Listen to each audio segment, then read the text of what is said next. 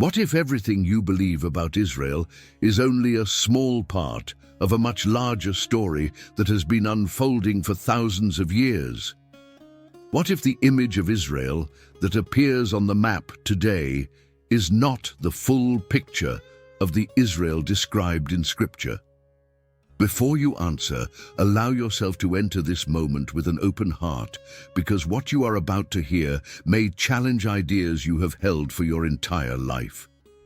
You may have looked at the modern state of Israel as a simple continuation of the biblical nation. Many Christians do. They assume the nation founded in 1948 is automatically the same people, the same purpose, and the same covenant we read about in the Old Testament. But if you stay with me, you will see that the truth is much deeper and much more spiritual than most people understand. For thousands of years, Israel was not only a land, Israel was a calling. Israel was a covenant. Israel was a direct connection between heaven and earth. The land was part of that connection, but the land was never the foundation. The covenant was the foundation. When God first spoke to Abraham in Genesis, he did not speak only about soil, borders, or physical territory. He spoke about relationship. He spoke about obedience. He spoke about a people who would walk with him, listen to him, and guard his words. The promise was not simply a gift. It was a responsibility. The land was a sign of that responsibility. But today, when people hear the word Israel, they often think only about the modern state on the map. They think about politics. They think about wars. They think about governments, leaders, borders, and conflicts. But the question that should matter most is the one almost no one asks. Is modern Israel living in the covenant that created biblical Israel in the first place? This is where the story becomes complex, and also where it becomes important. Many people say they support Israel because they want to stand with God's promise. Many believe Genesis 12:3 means they must support the modern nation without asking any questions. But what if the real meaning of Israel is not only connected to land? What if it is connected to spiritual identity? What if Israel is defined not only by geography, but by alignment with God himself? These questions may feel uncomfortable, but discomfort often appears right before revelation. When you read the Old Testament, you see God speaking again and again about obedience, justice, truth, compassion, and holiness. Israel was called to live in a way that reflected the nature of God. Israel was called to be a nation that walked in the commandments of the Lord. Israel was called to be a kingdom of priests, a people who lived in a covenant that shaped every part of their identity.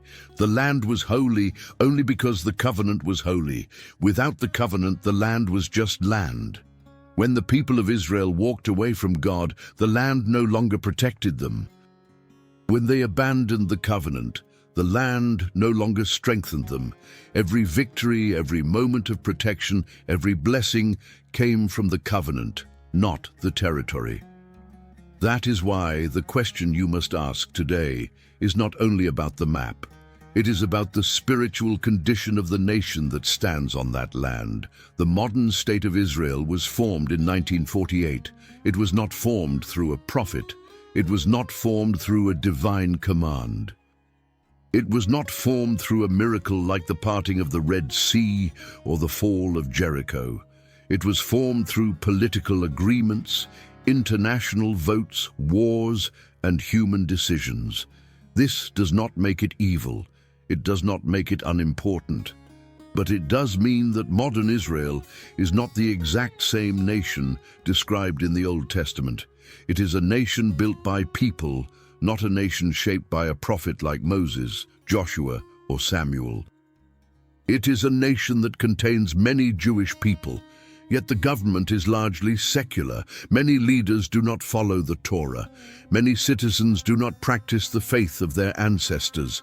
Many people identify as Jewish by culture or ethnicity, but not by covenant. This is the reason we must separate politics from Scripture. The Bible does not teach blind loyalty to any modern nation. The Bible teaches loyalty to God and to His covenant. If a nation walks with God, we support its alignment with God. If a nation walks away from God, we do not ignore its actions. Modern Israel has strengths and weaknesses. It has courage and failure. It has history and conflict. It has spiritual significance, but that significance is not automatic. It is not guaranteed. It depends on alignment with God, not on geography. When we think of Israel today, we often forget Abraham. We forget that his promise was not simply a gift of land. It was a covenant made through obedience, sacrifice, and faith. Abraham left everything to follow God. He listened to God even when he did not understand. He trusted God even when the promise seemed impossible. He walked with God with a level of faith that remains powerful even today. That is the foundation of biblical Israel.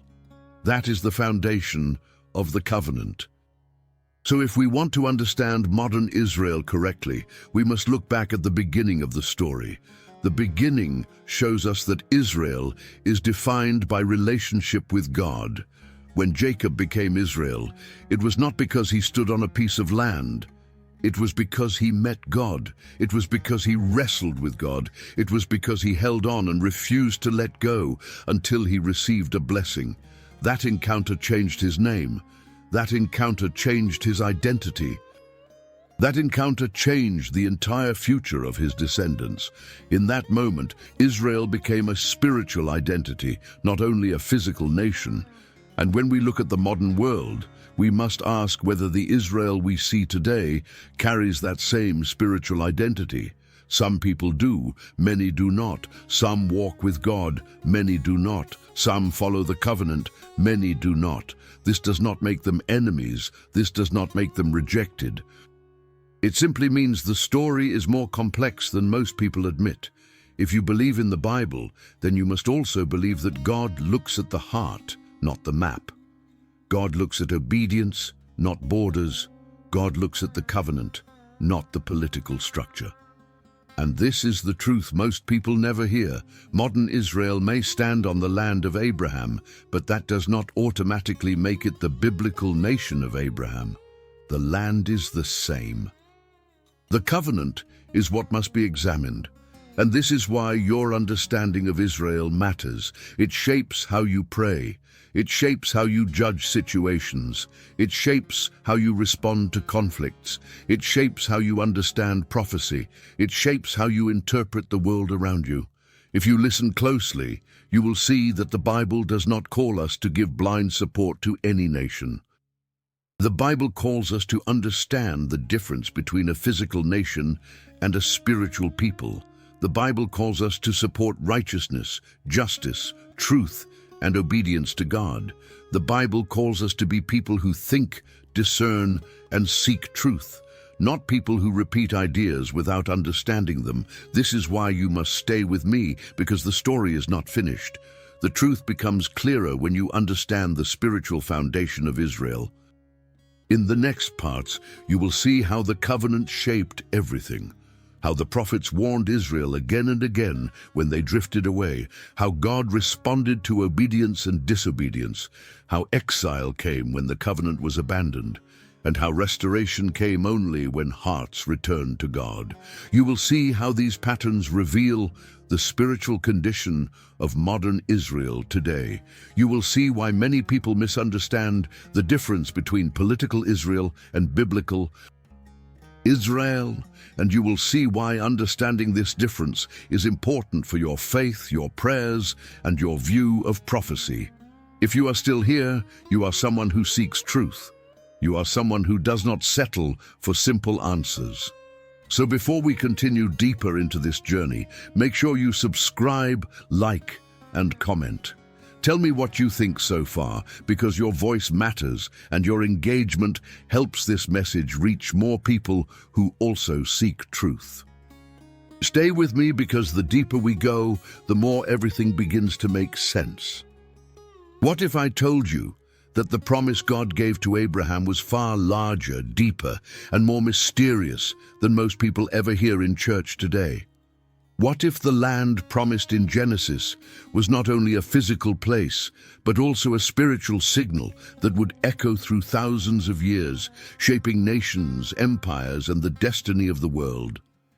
Before you decide what you believe, stay with me, because what you are about to hear may change the way you understand the Bible forever.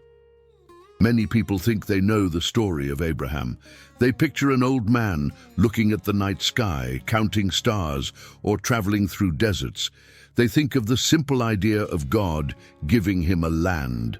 But very few understand the exact depth of the covenant God created with him. This covenant is not just history, it is the foundation of everything that happens in Scripture. It is the root of Israel's identity. It is the beginning of a divine story that leads from Abraham to Moses, to the prophets, to Jesus, and even to the events happening in the world today. If you want to understand Israel, you must understand Abraham. And if you want to understand Abraham, you must understand the covenant. In Genesis 15, God does something strange, something powerful, and something unlike anything seen before.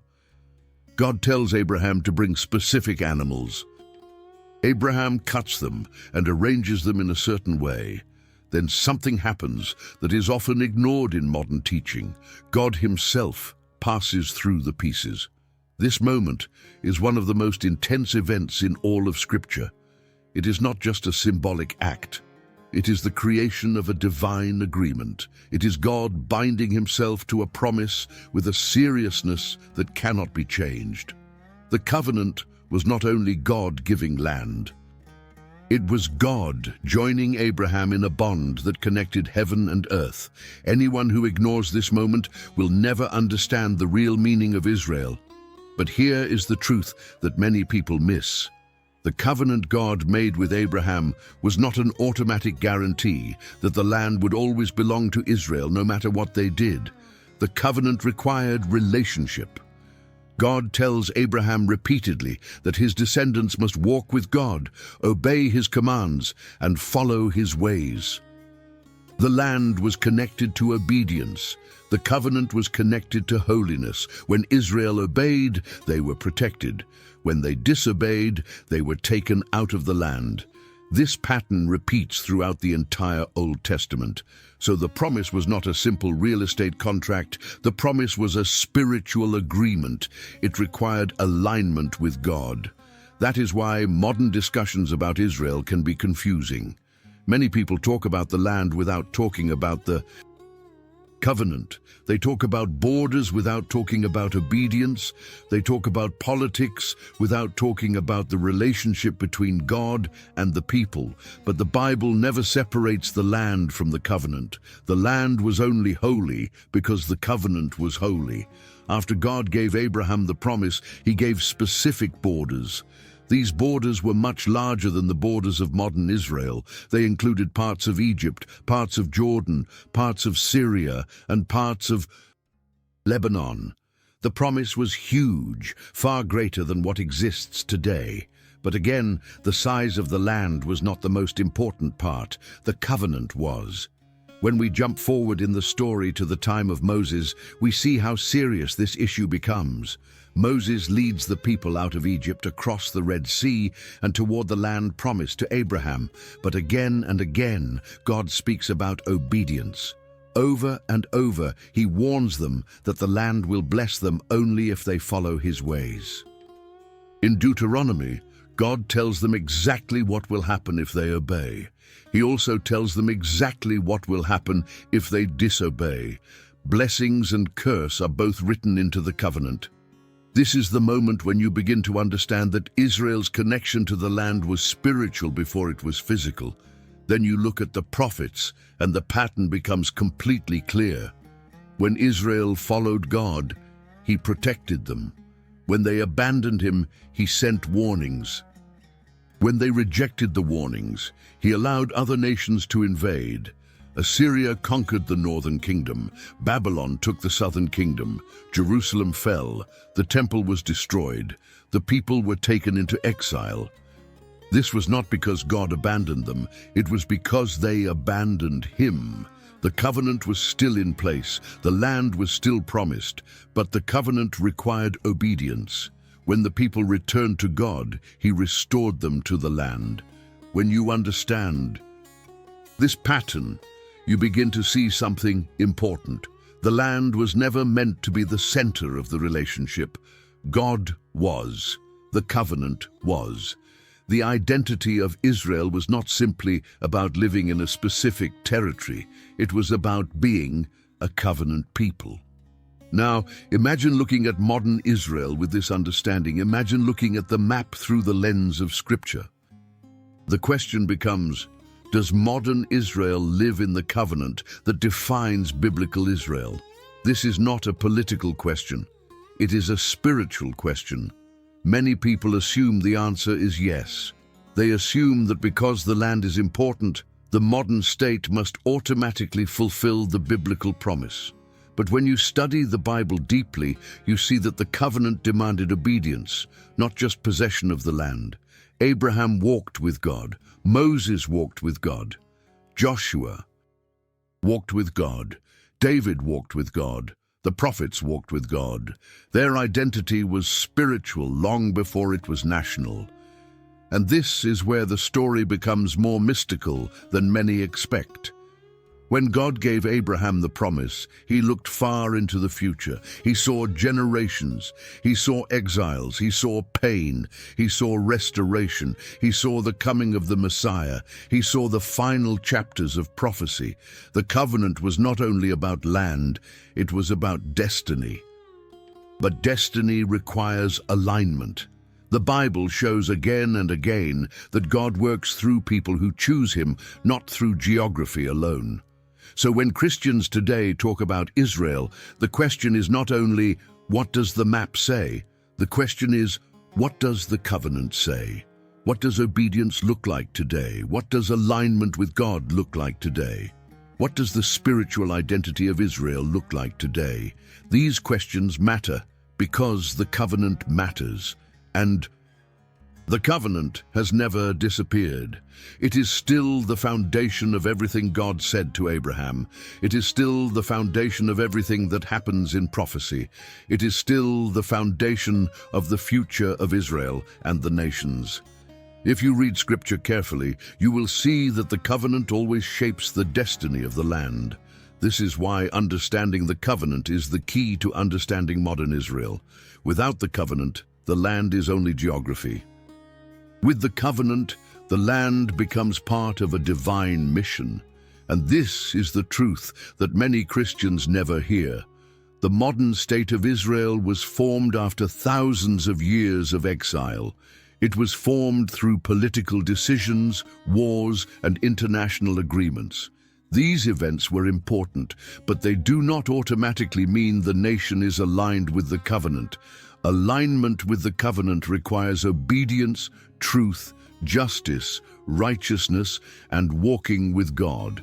That is why this part of the story matters so much. If you do not understand the covenant, you cannot understand biblical Israel. If you do not understand biblical Israel, you cannot understand modern Israel.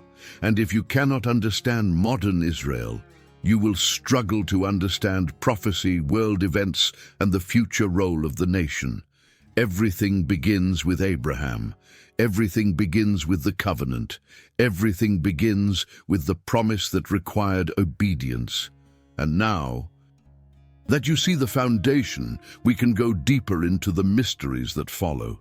How Jacob became Israel, how the tribes formed, how the spiritual identity shaped the destiny of a nation, and how this identity connects to the spiritual meaning of Israel today.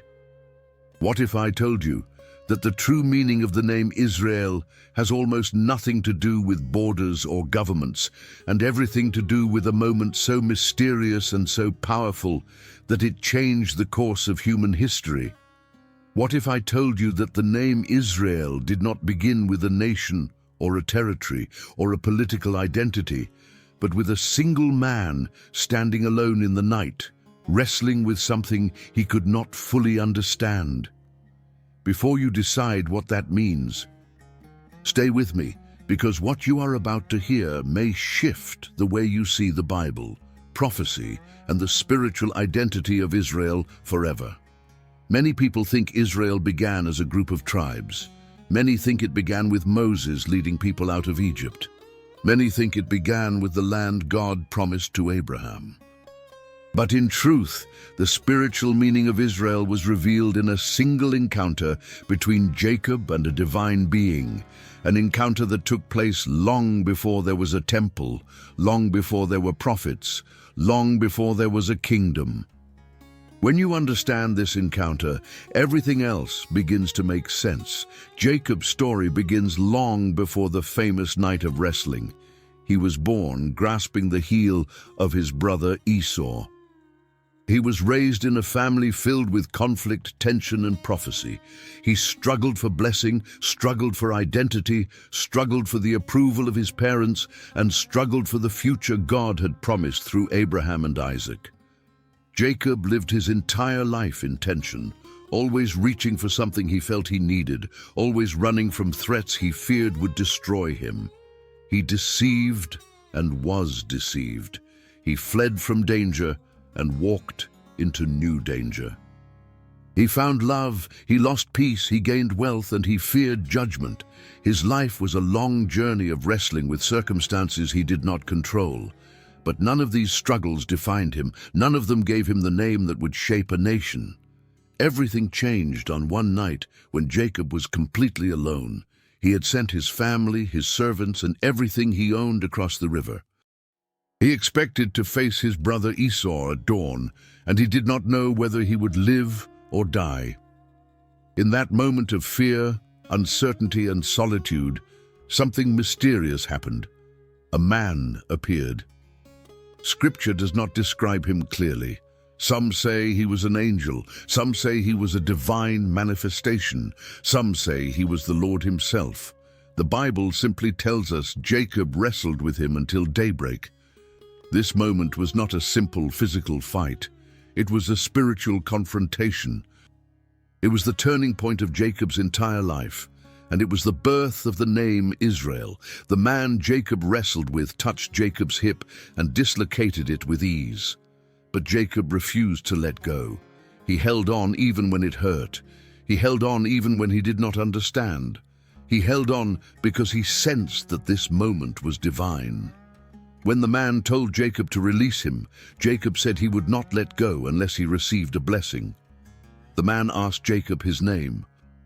Not because he did not know it, but because Jacob needed to face who he had been. Jacob said his name. The man responded with words that echo across history. Your name will no longer be Jacob but Israel, because you have struggled with God and with humans and have overcome. That sentence is the foundation of everything that follows in Scripture. Israel was not first a nation on the map. Israel was not first a homeland. Israel was not first a political identity. Israel was a person in the presence of the divine, holding on even in weakness, refusing to let go, seeking truth, seeking blessing, seeking purpose, seeking God. Israel was someone who struggled with God and did not give up. This is where the mystery begins. Because the name Israel does not describe a location. It describes a spiritual relationship. It describes a human heart wrestling with the will of God. It describes a people called to walk with God, even when the path is hard. That is why the identity of Israel is spiritual before it is political. It is internal before it is external. It is about covenant before it is about land. And this is the part many people miss. The 12 tribes of Israel were not created because people lived in a certain place. They were created because they descended from a man whose identity was transformed by God himself. And those tribes carried the meaning of Israel within them. They were meant to walk with God. They were meant to guard his commandments. They were meant to carry his presence. They were meant to live differently from the nations around them. Their destiny flowed from Jacob's encounter. But as the story continues, something important happens. Israel becomes a nation, but the nation does not always act like Israel. The people often turned away, rejected the covenant, and followed other paths. Yet even when they strayed, God never erased the meaning of the name. He continued to call them back to the relationship first shown in Jacob's night of wrestling. That spiritual identity becomes the key to understanding the entire history of Israel. When Israel walked with God, they were strong. When they drifted away, they became vulnerable. When they returned, God restored them. When they refused, God allowed them to face consequences. This is not politics. This is covenant. This is spiritual identity. That identity is still the center of the story today. Now imagine looking at modern Israel through this lens. Imagine looking not at governments or leaders, but at the meaning of the name itself. Israel is supposed to be a people who wrestle with God, not people who follow political agendas. Israel is supposed to seek God's blessing through obedience, not through military power or alliances. Israel is supposed to live with the awareness that their identity began not in a courtroom or a battlefield, but in a moment of divine encounter. This is why understanding Jacob's story is essential if you want to understand the spiritual condition of modern Israel. Many people today identify as Jewish culturally. Many identify as Jewish historically. Some identify as Jewish spiritually, others do not. The modern state of Israel contains believers, non-believers, secular thinkers, and people from many backgrounds. But the question remains, does the modern nation reflect the spiritual identity revealed in the moment when Jacob became Israel? This question is not meant to judge, it is meant to reveal. A nation can live on the land God promised and still be far from the covenant. A nation can claim history but ignore the spiritual foundation of that history. A nation can speak about Abraham, Isaac, and Jacob but forget what made those men who they were. Jacob did not become Israel because of geography. He became Israel because he met God in a direct encounter and held on until that encounter transformed him. That is the heart of biblical Israel. This is why understanding the name matters, because prophecy, spiritual identity, and the future of Israel all flow from this truth. Without understanding Jacob, it is impossible to understand why Israel was chosen. Without understanding Israel's spiritual identity, it is impossible to understand why the prophets warned the nation when it drifted from God. Without understanding the covenant, it is impossible to understand why exile came when disobedience became persistent. And without understanding the meaning of Israel, it is impossible to grasp the difference between biblical Israel and modern Israel. Yet this understanding does not only reveal the truth about Israel, it also reveals something about us. Many people today wrestle with questions, fears, identity, purpose, doubts, and the meaning of God's will. Many people feel like Jacob, standing alone in the night, unsure of what comes next. And the story of Jacob becoming Israel is a reminder that God meets people in their struggle. God transforms people in their weakness. God reveals identity through encounter. This is why the story is so powerful, and this is why the spiritual meaning of Israel still matters today. As we move forward, the mysteries deepen. The 12 tribes form. The covenant grows. The nation rises and falls. Prophets speak. Kings rule. Exiles come. Restoration appears. And every piece of the story connects to the moment when Jacob became Israel. What if I told you that the creation of modern Israel did not begin with politicians, world leaders, or armies, but with an idea that formed inside the hearts of people who had carried the memory of the covenant for thousands of years? What if I told you that the rise of Zionism did not start as a political strategy, but as a response to centuries of suffering, exile, and the deep desire to return to the land their ancestors once walked? Before you decide what this means, stay with me, because the true story of how modern Israel began is far more complex, spiritual, and important than many people realize. And if you do not understand this story, you cannot understand the world we live in today.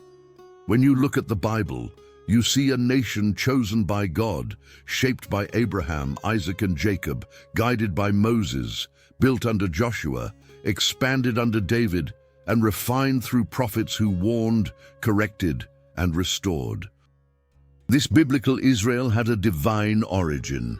It was born from a covenant. It was defined by obedience. Its leaders were raised by God, not elected by people. Its identity came from encounters with the divine, and its destiny was shaped by prophecy. But after many centuries of rebellion, exile, and foreign rule, Israel disappeared from the map. The northern kingdom was taken by Assyria. The southern kingdom fell to Babylon. Later came Persia, Greece, and Rome.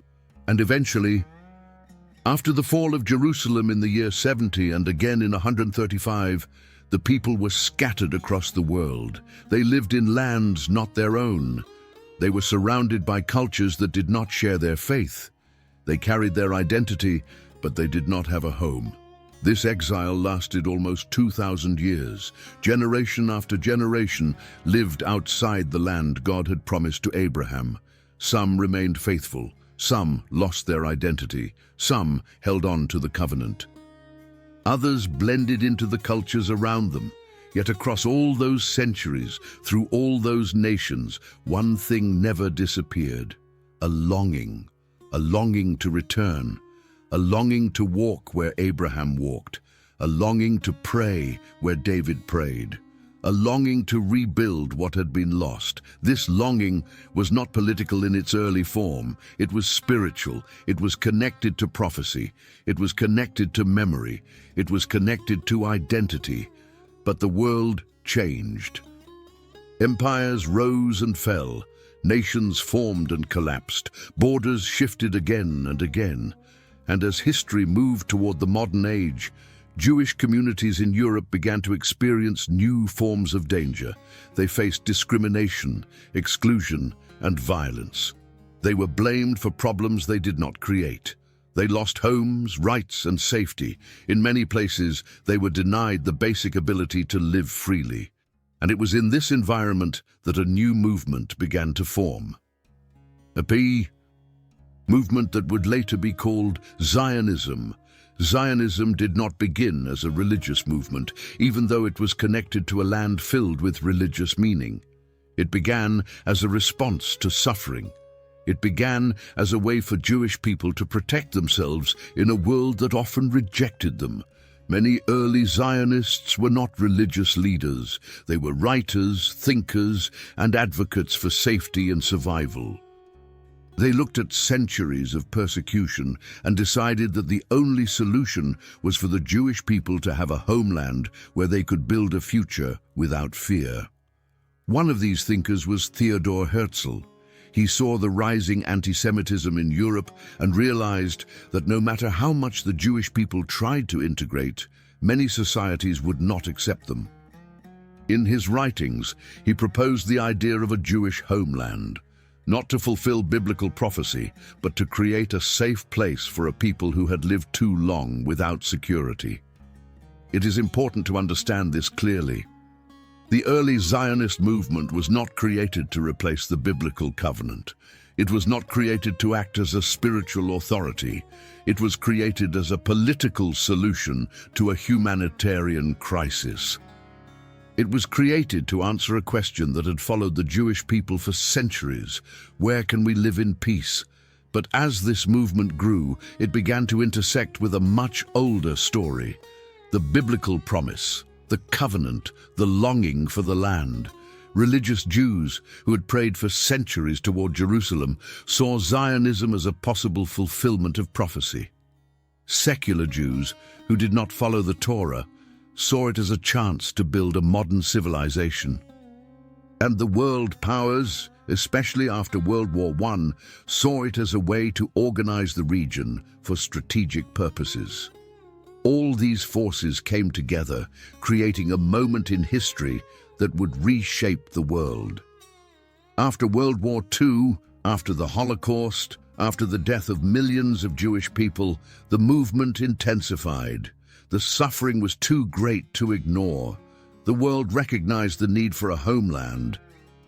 In 1947, the United Nations voted to partition the land known at the time as Palestine. In 1948, the modern state of Israel was declared. This moment changed everything. For the Jewish people, it was a moment of rebirth after centuries of silence. For the world, it was a geopolitical decision with long-term consequences. For religious communities, it raised deeper questions about prophecy, covenant, and the meaning of Israel. But here is the part many people never think about. The modern state of Israel was not formed in the same way the biblical nation was formed. The biblical Israel was created by God through covenant. The modern Israel was created by people through political agreements, wars, and global negotiations. That does not make it illegitimate. It does not make it evil. It does not make it unimportant. It simply means the origin is different. It means the spiritual identity is not the same as the biblical identity. And it means the question of covenant becomes more important than ever. Modern Israel has religious people and secular people. It has those who believe in the God of Abraham and those who identify culturally but not spiritually. It has leaders who follow tradition and leaders who make decisions without using Scripture as their foundation. This diversity is part of the complexity of the modern state. It is a nation built on both ancient memory and modern purpose. But because of that, people often mix the two together without understanding the difference. Many assume that modern Israel is automatically the biblical Israel. Many assume that political decisions are automatically spiritual decisions. Many assume that supporting the modern state means supporting the covenant described in the Bible. But these assumptions must be examined carefully because the Bible never teaches blind support for any modern government. The Bible teaches support for righteousness, obedience, truth, and justice. When the prophets spoke to ancient Israel, they did not praise the nation simply because it was Israel. They praised obedience and condemned corruption. They defended the covenant and warned when the people drifted. They called the nation back to God again and again because the identity of Israel was spiritual before it was political. That same principle must be remembered today. This is why understanding the rise of Zionism matters. It helps you separate the political creation of modern Israel from the divine covenant that defined biblical Israel. It helps you see why the modern nation is important historically, but not automatically aligned with the spiritual identity revealed in Scripture. It helps you understand why the land has significance, but also why the covenant requires obedience. And it helps you recognize that prophecy, identity, and destiny are shaped by God, not by political movements. As we continue through this journey, there is still much more to understand. How does the modern state relate to the covenant? How does the spiritual identity of Israel survive inside a secular system? How do nations respond to Israel today? And how does prophecy fit into these events? These questions matter because the story is not finished. History is still unfolding, prophecy is still moving, and the spiritual meaning of Israel continues to call for understanding, discernment, and wisdom. Tell me what you think so far, and help this message reach more people who want to understand the truth behind Scripture, history, and what is happening in the world today. What if everything you think you know about supporting Israel has been shaped more by modern culture than by the Bible itself? What if the idea that many people repeat without thinking, the idea that believers must support the modern nation of Israel in every situation, is not what Scripture actually teaches? Many do not realize how deeply their beliefs about Israel are influenced by politics, media, and emotional narratives rather than by the covenant God made with Abraham. or the standards God set for his people.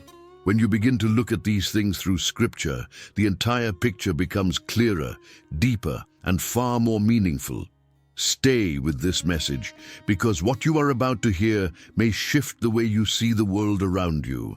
Today, you hear many people say they support Israel because of Genesis 12:3, where God says to Abraham, "I will bless those who bless you, and whoever curses you, I will curse." This verse is powerful, but it is often used without context.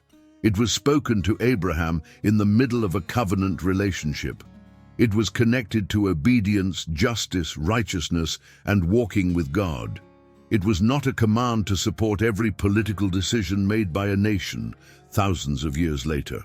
When God blessed Abraham, he blessed him because Abraham obeyed. When God protected Israel in Scripture, he protected them when they followed the covenant. And when they rejected him, he corrected them.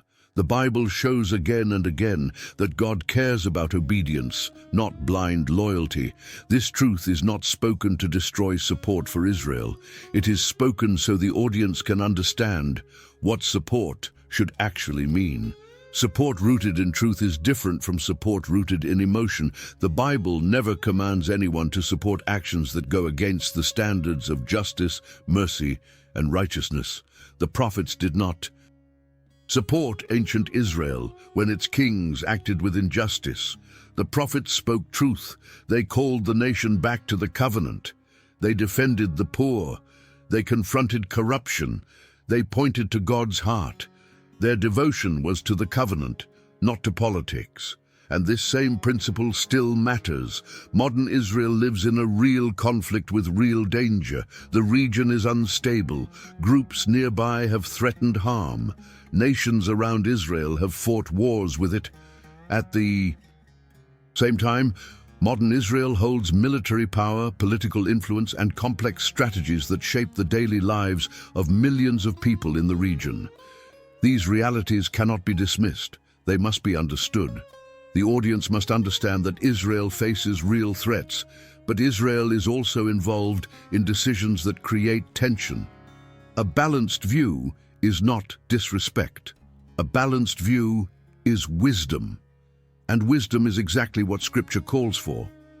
Many people support Israel with passion because they feel connected to the stories of Abraham, Isaac, and Jacob. They feel connected to biblical history. They feel connected to prophecy. These feelings are real. They are meaningful. But feelings cannot replace the standards God has given. God blessed Abraham because Abraham walked with him. God blessed Israel because Israel followed his commands. And when Israel turned away, God spoke correction through the prophets. The covenant has always been the foundation. Without the covenant, any nation is just a nation. The audience must understand that modern Israel is not identical to ancient Israel. The ancient nation was defined by obedience to God. Modern Israel is a mixture of beliefs, identities, and values. Some citizens follow the God of Abraham with devotion. Some follow other religious traditions. Some follow no religious tradition at all. Some leaders make decisions based on Scripture.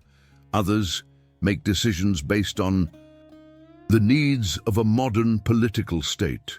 This diversity means that sometimes modern Israel acts in ways that align with biblical values, and sometimes it does not. This should be recognized with honesty, not fear. The conflict with Palestinians is one of the clearest examples of why discernment is necessary. The land is filled with pain on both sides. Many Palestinians have lived there for generations. Many Jewish families have roots in the land that go back thousands of years. The land carries history, trauma, faith, and identity. People in Israel face threats from violent groups. People in Palestinian regions face hardship from military restrictions and instability. Both realities exist. Both matter. When the audience listens to discussions about Israel, they often hear one side and never the other. But wisdom requires seeing the full picture. Scripture teaches that God cares for the oppressed, the widow, the orphan, and the stranger in the land. Scripture teaches justice and mercy. Scripture teaches that righteousness must guide nations. Supporting Israel does not mean ignoring the suffering of Palestinians. Caring for Palestinians does not mean abandoning Israel. The covenant calls for truth, justice, and righteousness for all people. Supporting biblical values means supporting actions that reflect the heart of God. Some people talk about influence or power in media and politics, but the truth is more simple and more grounded.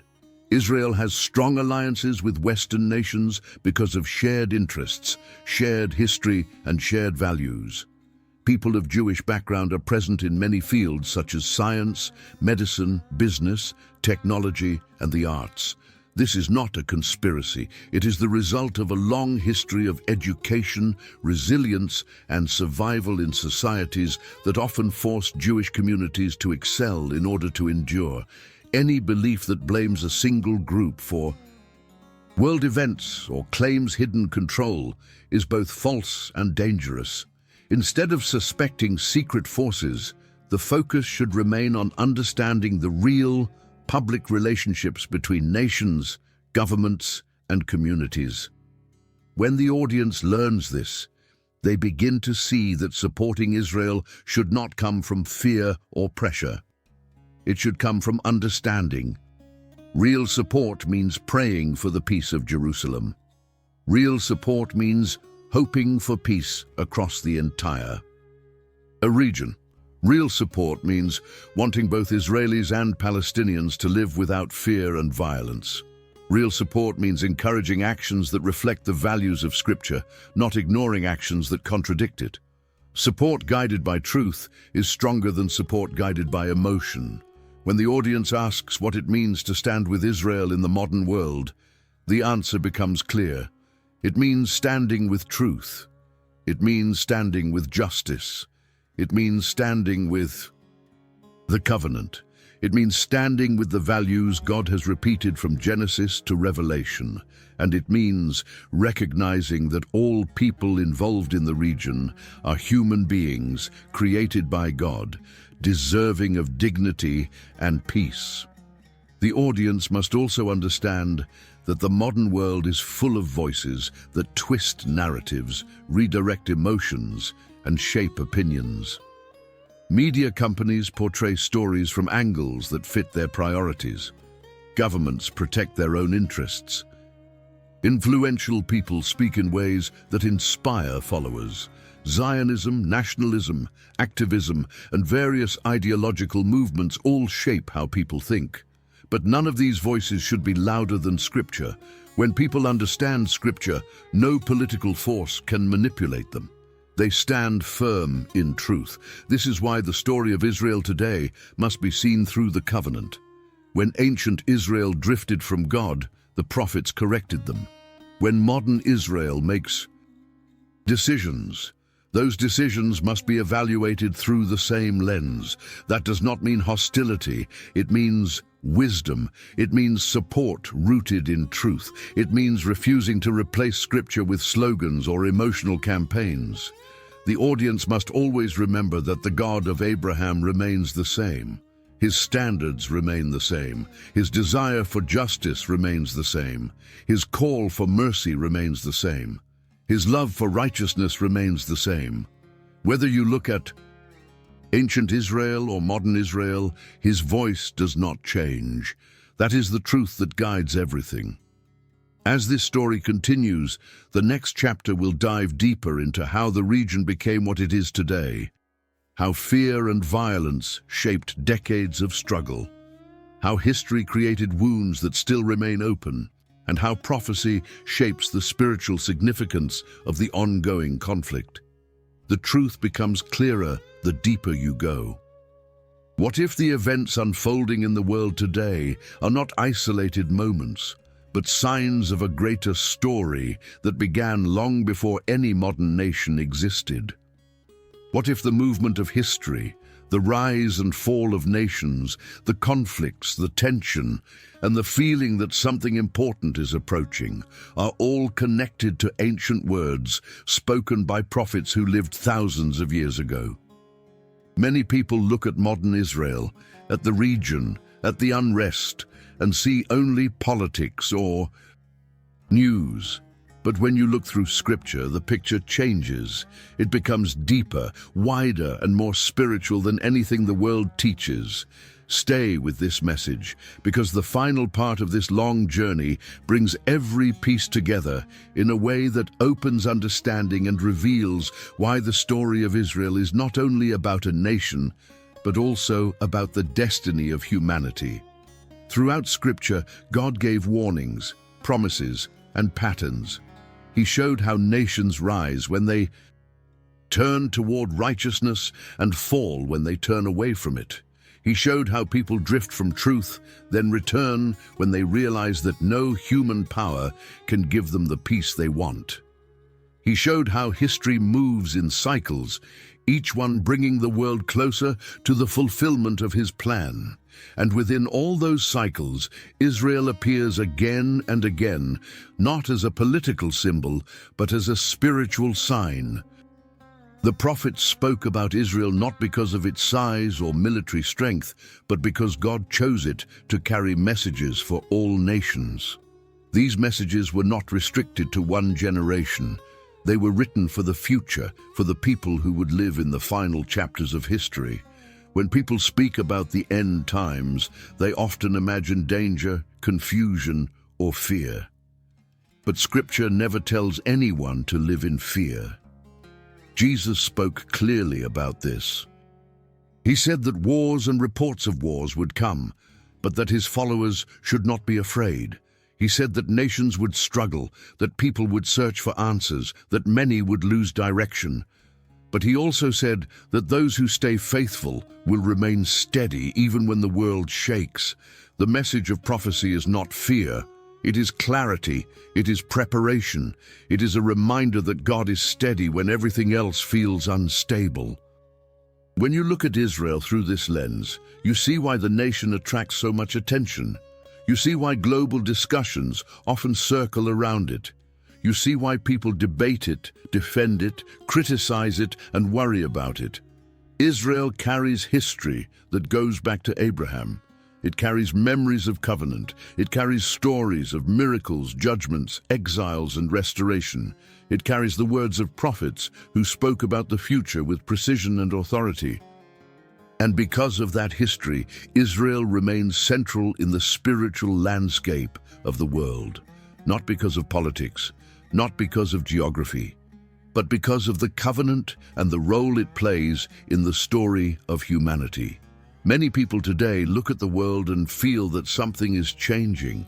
They see instability, they see conflict, they see nations moving in directions that bring uncertainty, they see moral confusion, they see division, they see pressure increasing in every part of society. These things can feel overwhelming, but they are the same signs Scripture described, not to create fear, but to guide people to pay attention to what matters. The Bible never promised that the world would be peaceful until the final restoration. Instead, it showed that the closer the world gets to fulfillment, the more intense the pressure becomes. But pressure does not defeat those who walk in truth. Pressure reveals who they are. People talk about prophecy as if it is a puzzle meant for experts, but prophecy is clear when you read it through the heart of Scripture. It shows that God works through every season, every generation, and every nation. It shows that God does not ignore suffering or confusion. It shows that God remains active, even when the world feels distant from Him. In fact, the times that feel most unstable are often the times when God is preparing restoration. One of the central themes in prophecy is that Israel becomes a focal point in global discussions. This does not mean the nation controls the world or holds supernatural power. It means that the story God began with Abraham continues to unfold. The land carries memory, but the covenant carries purpose. The modern nation is not identical to the biblical nation, but the spiritual significance remains. When the world turns its attention to Israel, it often signals that the spiritual atmosphere of the world is shifting, not because of the nation itself, but because of the ancient story connected to it. Scripture speaks about a future where nations seek solutions but struggle to find them. A future where people look for peace but do not achieve it through human strength. A future where the world realizes that its deepest problems cannot be solved by political strategies or military plans. A future where humanity reaches the end of its own ability, and in those moments of recognition, people begin to return to God. They begin to search for truth again. They begin to remember that human systems cannot produce lasting peace. They begin to realize that the same God who guided Abraham, who restored Israel after exile, who spoke through the prophets and who brought hope through Jesus, is still present and still in control. Israel's modern events often cause confusion. Some people react with emotion, others react with fear, others see opportunity. But the purpose of understanding Israel is not to take sides in political arguments. It is not to treat any nation as perfect or flawless. The purpose is to understand the spiritual patterns that Scripture reveals. Israel's story points to the reality that God keeps His promises. It points to the reality that covenant matters. It points to the reality that God shapes history with intention, not coincidence. It points to the reality that the world is not heading toward destruction without meaning, but toward fulfillment with clarity. Many people feel that time is moving faster. They feel that changes happen quickly. They feel that the world is entering a new stage, and while no one knows the exact timing of anything described in prophecy, the atmosphere of the world today resembles what Scripture describes, not in a dramatic or sensational way, but in a subtle and consistent way. The signs appear in culture, in society, in nations, and in the hearts of people. These signs remind humanity that the world is temporary. They remind people to focus on truth, righteousness, peace, and obedience to God. They remind people to stay steady even when things around them are unstable.